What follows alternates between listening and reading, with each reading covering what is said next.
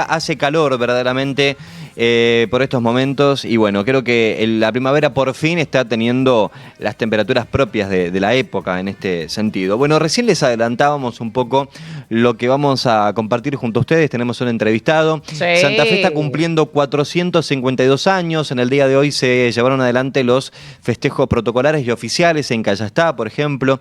Estuvo allí el propio gobernador Maxi Puyaro, estuvo el intendente Poletti, entre muchos funcionarios, haciendo eco, bueno, de esta fecha tan importante para la provincia de Santa Fe. Y generalmente por estos días siempre ha surgido la charla, ¿no? Esta mañana lo conversábamos incluso en 6 AM. Y lo hemos charlado un poco en estos días, porque estas fechas nos llevan a repensar nuestra ciudad, nuestra provincia, Santa Fe en general, con todas aquellas cosas que la definen, con todas aquellas características que hacen de Santa Fe un lugar particular.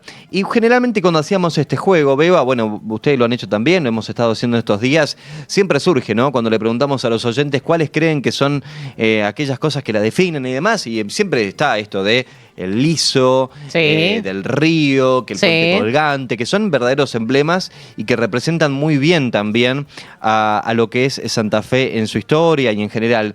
Pero hay otra cosa, Beba, que también la identifica muy bien, que recién ya la nombramos, pero que creo que forma parte ya del ADN de cada santafesino, ¿no? Exactamente, Martuani. Decíamos, es el corazón de Santa Fe. Si fuese un cuerpo humano la provincia de Santa Fe, la cumbia sería puntualmente, la ciudad de Santa Fe, perdón, la cumbia sería el corazón. Y de ahí irrigando sangre para todos lados porque tiene ritmo. Cuando empezás a escuchar cumbia como lo estábamos haciendo recién, es inevitable que se te mueva el cuerpo. Bueno, y nosotros nos preguntábamos, tal como se lo preguntó él, ¿qué tiene de santafesina la cumbia santafesina? Y está en piso con nosotros Lautaro Díaz Jeromet. Él es licenciado nacional en música con orientación en composición, egresó del Instituto Superior de Música de la Universidad Nacional del Litoral. Así que más santafesino no viene para venir a hablar de esto. ¿Cómo estás, Lautaro? Beba y Martín, te saludamos. Muy bien, muy agradecido de la invitación. Tratando de estar a disposición para responder preguntas. Por supuesto. Y vamos a hacerte muchas, seguramente, porque... Espero poder responder medianamente algunas. A mí me pasó que yo, al ser de Mendoza, hace 4 años, si bien ya ahora en enero cumplo 4 años de vivir acá en la ciudad y en la provincia de Santa Fe, me pasó que la cumbia nunca estuvo muy inmersa en mi vida, contrariamente a lo que por ahí Beba nos contaba fuera de aire, de cómo quizás en su vida siempre estuvo presente, quizás desde muy corta edad. Desde muy chica, desde muy chica, ¿no? Creo que la cumbia a mí me llevó a entenderla con el paso del tiempo que estoy viviendo acá, también por cómo se la vive, por los referentes que existen, que son muchos. Pero mirá que hemos hablado muchas oportunidades de la cumbia, pero nunca quizás haciendo un estudio y un análisis más puntual y en concreto. Y me parece que también va a ser interesante la charla desde ese lugar para poder desglosar musicalmente con, bueno, imagino con toda su especificidad también, lo que es la cumbia, lo que representa y su estructura, que es lo más importante, que es tan particular, ¿no? Bueno, vamos a tratar de dar respuesta a eso.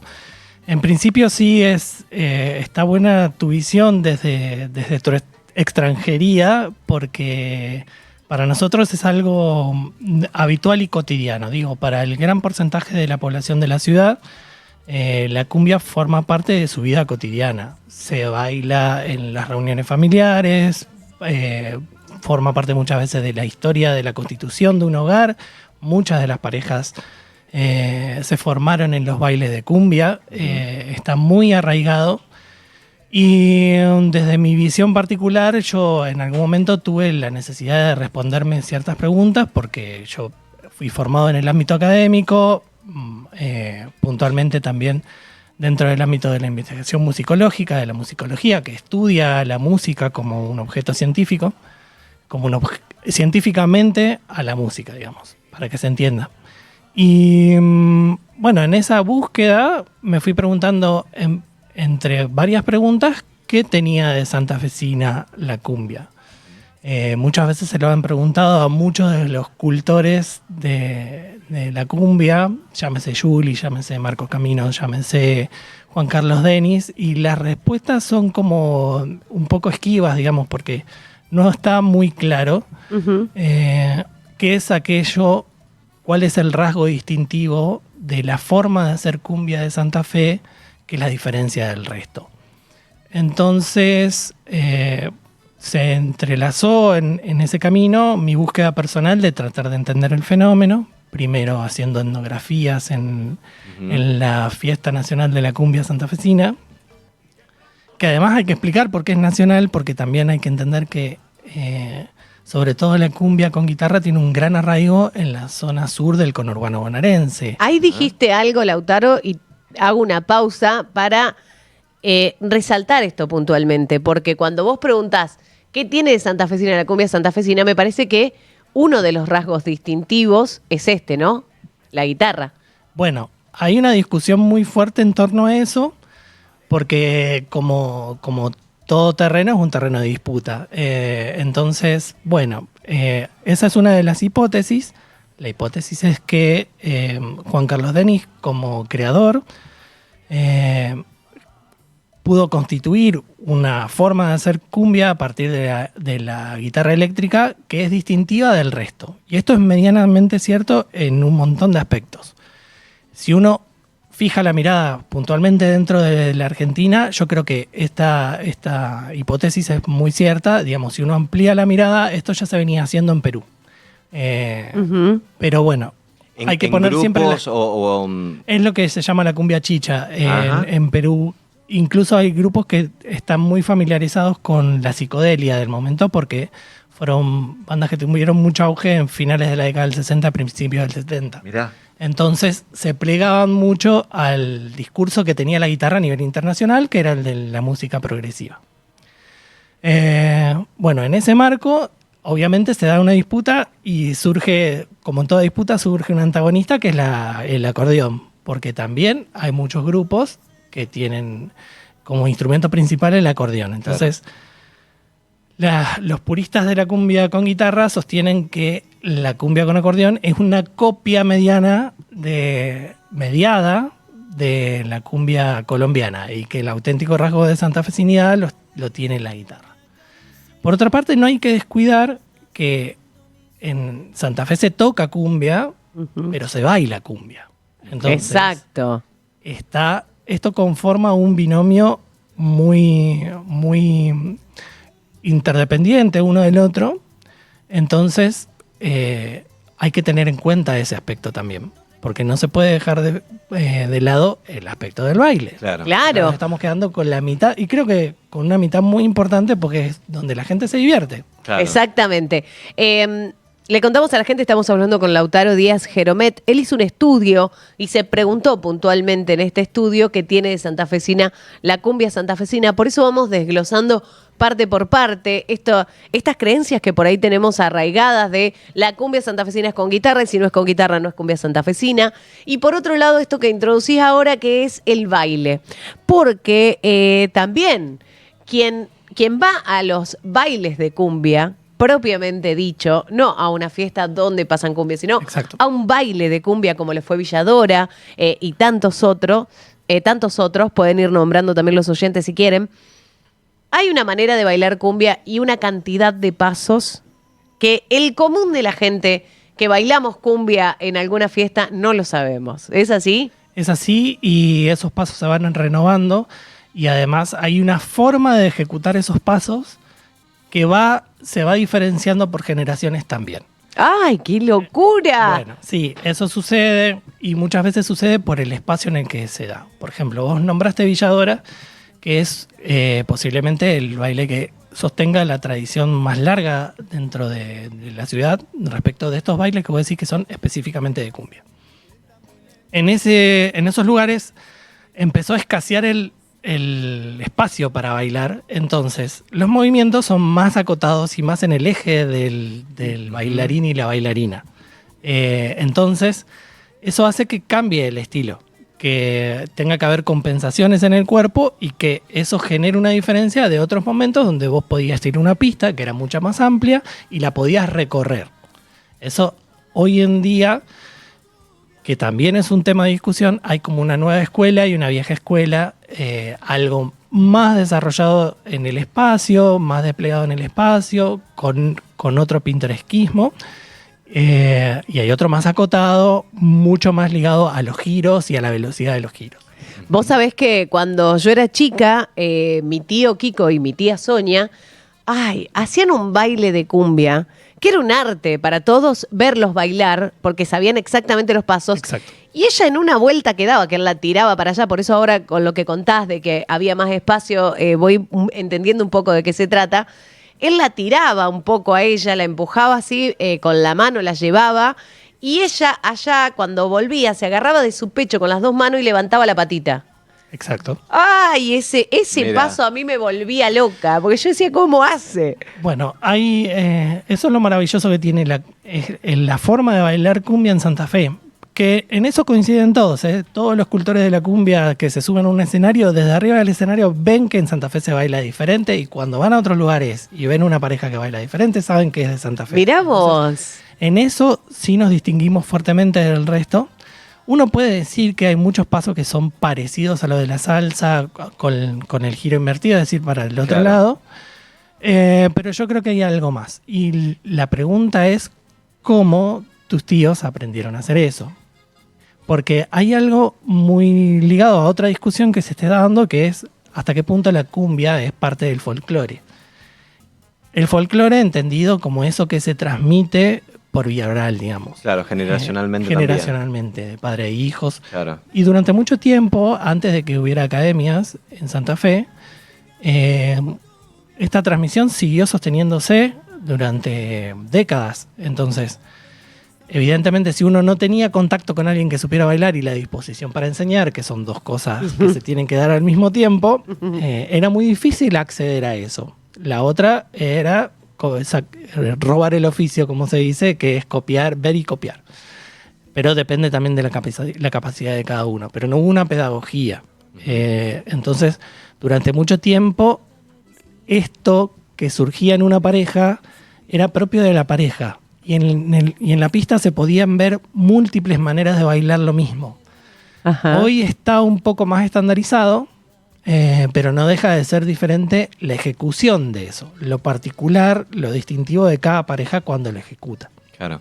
Lautaro, dentro del artículo que nos lleva a hablar un poco con vos de todo esto de la cumbia, hay algo muy importante que identificás dentro de lo que es musicalmente la cumbia en su estructura. Me gustaría que hablemos un poco de eso también, porque imagino que no solamente podemos llegar a hablar de esa estructura, sino también de ritmos y de todo lo que pasa y acompaña a una canción con la letra, incluso, que también me gustaría que después podamos hablar un poco de las letras de la cumbia, porque también parece que hay mensajes interesantes. Pero ¿qué pasa con las estructuras musicalmente hablando de una canción, el ritmo? Bueno, ahí es el punto. Lo que yo vine, digamos, con lo que yo me encontré, es que también hay un punto desde las estructuras musicales concretamente, que además está acompañado con algunas figuras del baile. Es decir, que hubo una percepción desde lo popular, desde lo instintivo, que generó que esa diferencia sea apropiada. Entonces, acá tengo que hacer un poquito de historia de todos los trabajos que se vinieron haciendo respecto de esto. En especial un trabajo que hizo Adriana Cornu dentro de un CAID, que son los proyectos de investigación que hace mucho sostiene la Universidad Nacional del Litoral. Uno que se dio en el año 1994, una investigación que Adriana Cornu llevó adelante de una manera heroica. Imagínense una mujer en 1994 en una universidad pública estudiando cumbia, claro, en un lugar que se parece más a un conservatorio, que se parecía más a un conservatorio que a lo que hoy podemos ver en el Instituto de Música. Entonces, los primeros reconocimientos a Adriana desde acá, que es muy valioso, es su aporte, y en ese aporte que hace, ella identifica cierta irregularidad en el conteo de compases.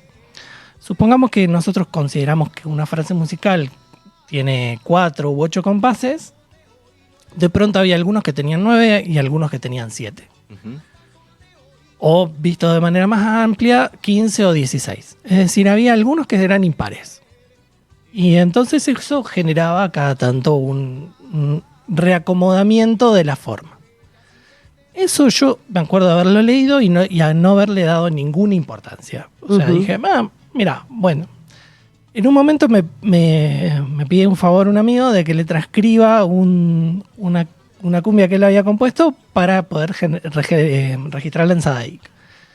Y eso lo hace por intermedio de un amigo que también era músico. Le digo, che, acá hay un compás que está de más. Sí, me dice, ya lo vi yo también, pero debe ser así. Bueno, pasa. Cuando yo empiezo a hacer las investigaciones y veo que por el lado de la musicología tradicional esto no cierra y tengo que comprometer el cuerpo y aprender a bailar, el profe Facundo Marini, al quien también le mando un saludo, un abrazo, insistía mucho que ahí cambió el uno. Como que el acento había que volver a ajustarlo. Ajá. Entonces, en algún momento las dos cosas se concilian y entonces entiendo que ese cambio del uno que yo desde mi formación musical estricta y convencional no entendía, tenía que ver con eso, con la irregularidad de los compases. Mirá vos. Y es un rasgo que no he conseguido encontrar un ejemplo fuera de la cumbia santafesina de lo que se genera en Santa Fe que se replique en otro lugar del país. Salvo un tema de Los Leales que le dedican a Juan Carlos Denis. ¿Por qué sucede eso en ese tema? No lo sé, pero me encantó Qué que eso bien. suceda. ¿Todos los temas que se hacen en Santa Fe tienen esa característica? No, pero muchos lo tienen. Y después hay un tercer fenómeno que es, muchos de los temas que se hacen en Santa Fe son temas de la cancionística internacional. Ujú. Hay temas de Arjona, hay temas de Sí. Marco Antonio Solís, adaptados a la cumbia santafesina.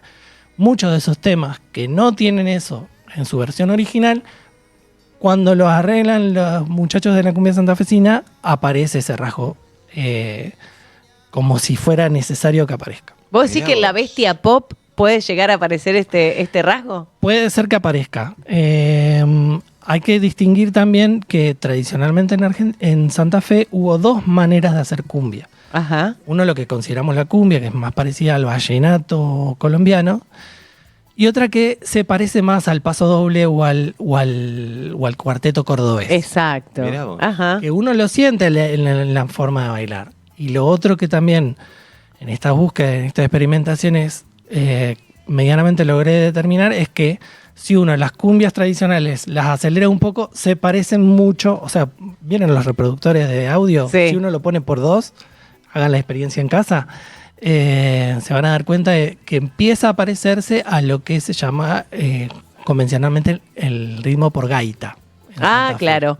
Es que a Para, vos te empiezan a sonar cosas. sí, Mirá. para identificar un poco esto que estás contando y para ejemplificar, ¿podrías decirnos un grupo que haya tocado de una manera y el otro que lo haya hecho de manera contraria y buscamos dos temas como para comparar de qué estamos hablando? Sí, es importante también entender que muchos de estos aspectos, digamos, bueno, hay otro aspecto más que es más complejo, pero sí, podemos hacer esa identificación. Por ejemplo, Ahora la memoria no me viene, me parece que en el artículo están de todas maneras. pero por ejemplo, digo, a grandes rasgos. Por ejemplo, el parrandero, el sabalero, Ajá. es un ritmo que responde más a la forma del cuarteto. Ajá. Ahí está. Y, por ejemplo, el peor de todo de Grupo Cali sí se parece más a la cumbia más tradicional. Claro. Bueno. Borrachito de Cali, Aportan puede acá, ser. Borrachito Bueno, de le Cali. pedimos a Pato. Pato hoy está, Está full, primera vez que está está- con nosotros. Y bueno, lo estamos acá. Muy bien, gracias por el aporte, Pato. Claro. Él es Damián, perdón. sabe muchísimo también de cumbia, de música en general. Y ahora Pato, nuestro operador, que está en otro piso, Ah, perfecto. es el encargado de buscar el borrachito, dijiste, Dami. A ver. Este.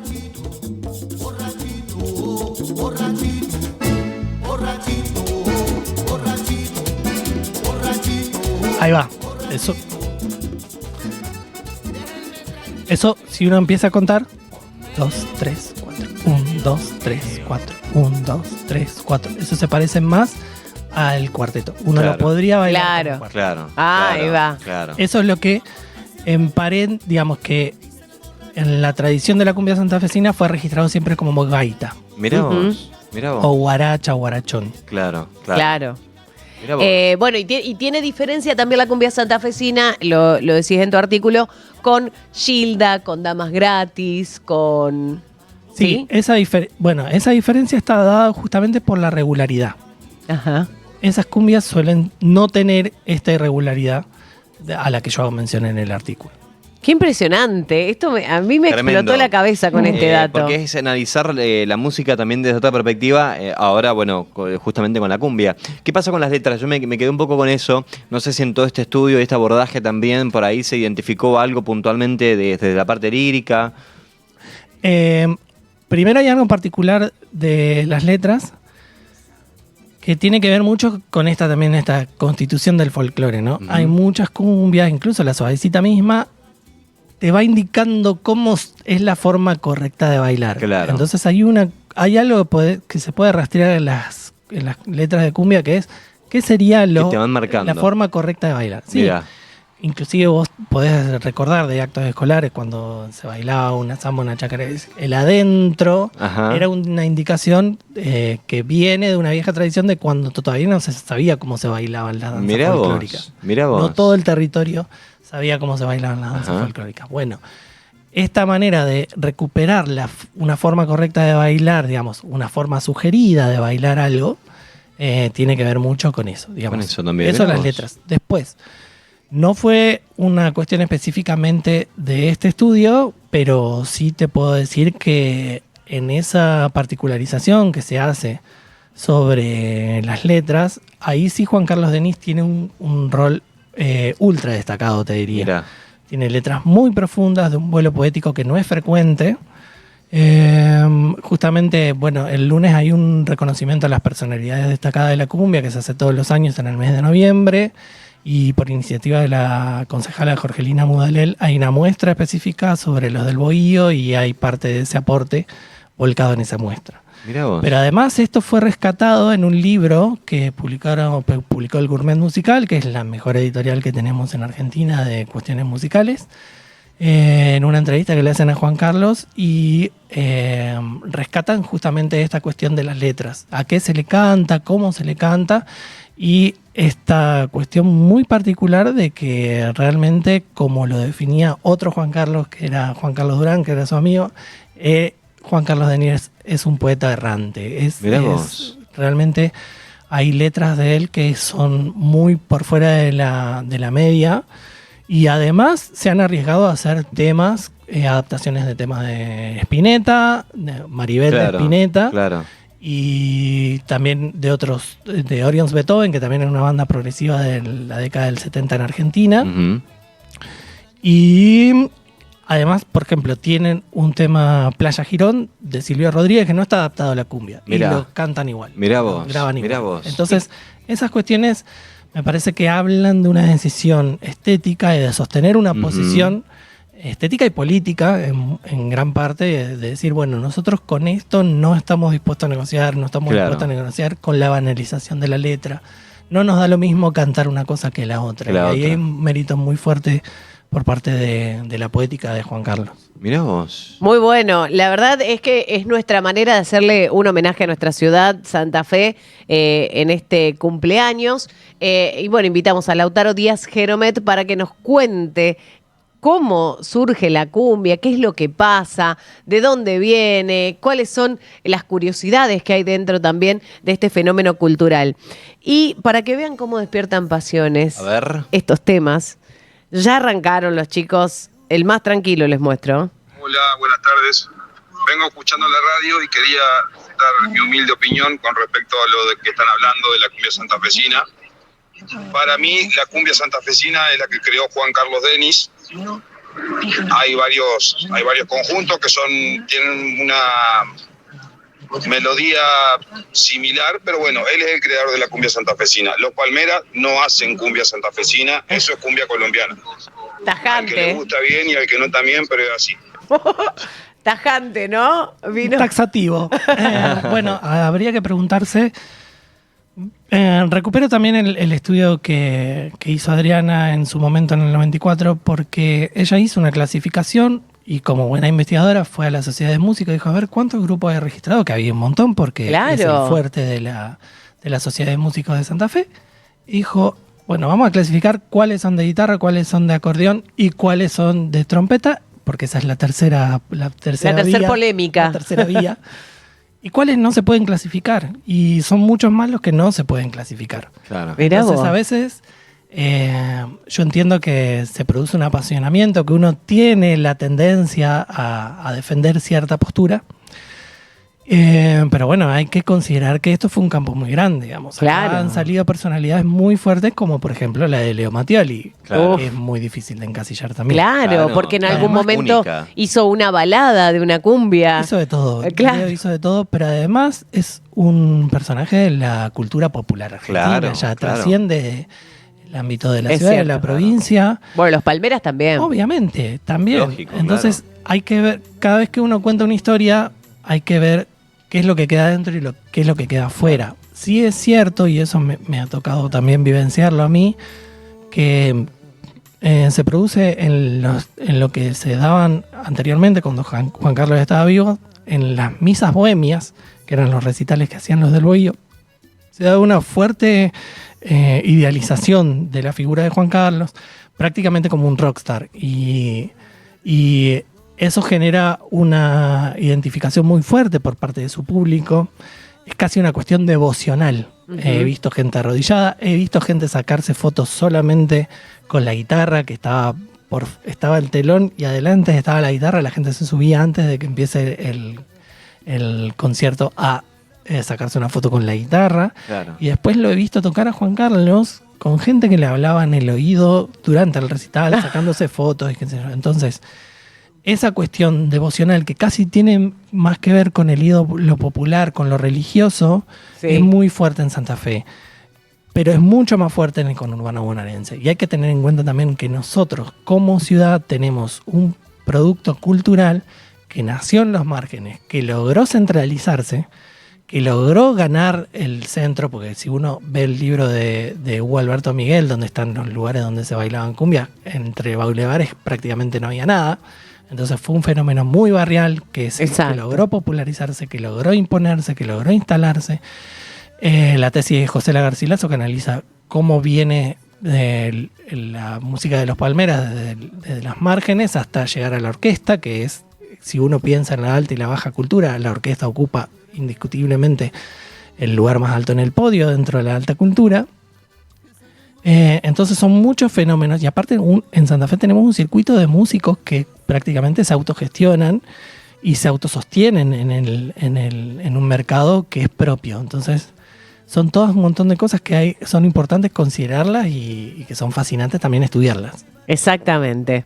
Sin Bueno, dudas. Bueno. la verdad, muy interesante, es muy extenso también. Podemos hacer una segunda parte en otra oportunidad. Cuando quieran. ¿Tenés una canción favorita de cumbia?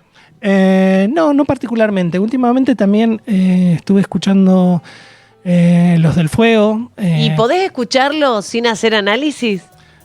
Sí, ahora sí. Justamente el proceso de haber comprometido todo el cuerpo, uno empieza a escuchar con todo el cuerpo. Y hay Claro. una diferencia en la escucha muy fuerte. A mí me conmueve mucho el homenaje que Los del Fuego le hacen a Gustavo Cerati. Me parece que está hecho con mucho amor, con mucho cariño. Y Los del Fuego también tienen muy buenas adaptaciones de temas internacionales, incluso con la traducción de las letras. Ujú. Es también un elemento para prestarle atención. Muy bueno, Me bueno, gusta. buena recomendación entonces.